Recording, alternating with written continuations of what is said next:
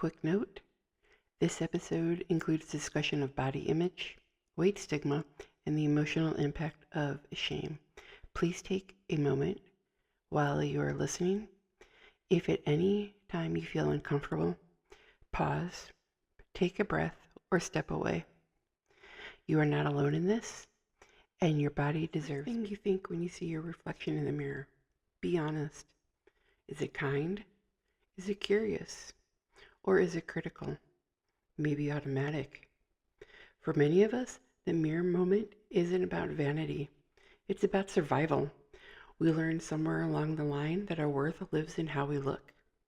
And when the world tells us our body is a problem to fix, the body starts to feel like an enemy.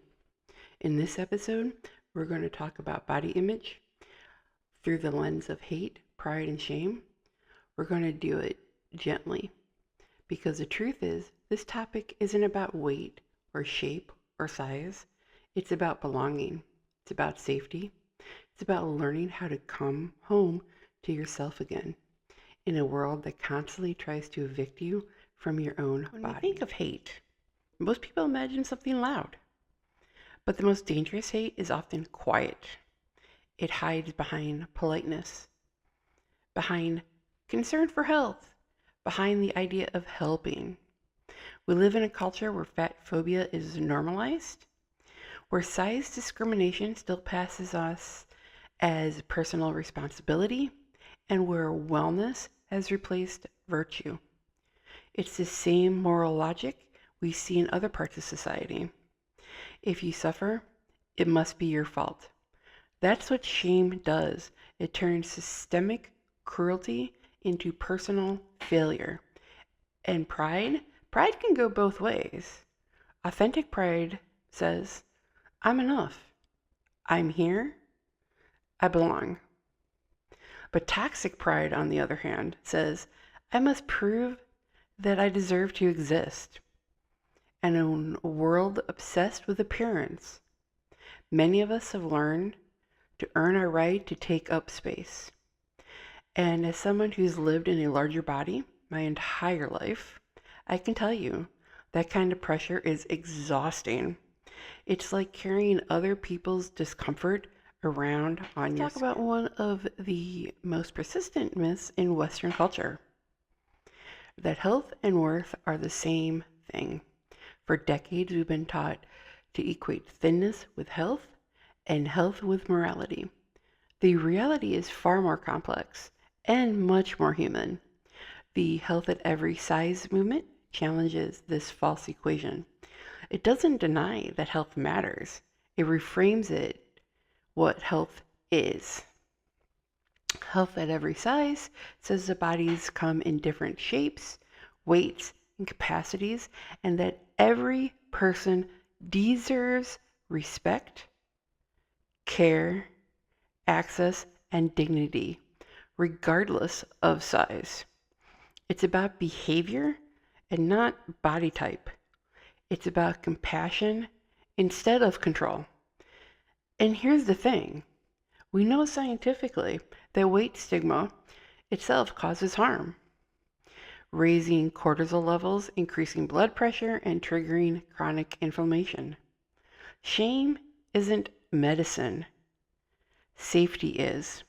When people feel respected, they're more likely to engage in sustainable behaviors that will actually support their health. So yes, health at every size isn't just philosophy. It's neurobiology. Safety heals, stigma harms. And let's be clear, body shaming did not start with social media. I've been body shamed way before social media became around.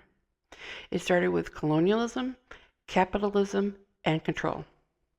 The idea that thinness equals virtue is deeply tied to race, class, and power. In the 19th and 20th centuries, as Western nations industrialized, body size became a way to distinguish discipline from decadence. It was never about health, it was about hierarchy. Even the body mass index, the BMI, was developed not as a medical measure, but as a statistical tool to study populations. based entirely on European men. Yet today, it's still used as a moral yardstick for every person, regardless of genetics, culture, or lived experience. That's what happens when science gets moralized. We forget the human behind the data. Shame is one of our oldest emotional survival tools we have. It's designed to keep us from being rejected by the group. When we feel shame, the nervous system contracts. The shoulders curve inward, the eyes droop, the voice softens. It's the posture of protection. But when shame becomes chronic, when it's baked into the messages we receive every single day, it stops protecting and starts imprisoning. It disconnects us from our bodies. It makes us believe that our bodies aren't trustworthy, that hunger is dangerous, that rest is laziness, and that pleasure is guilt.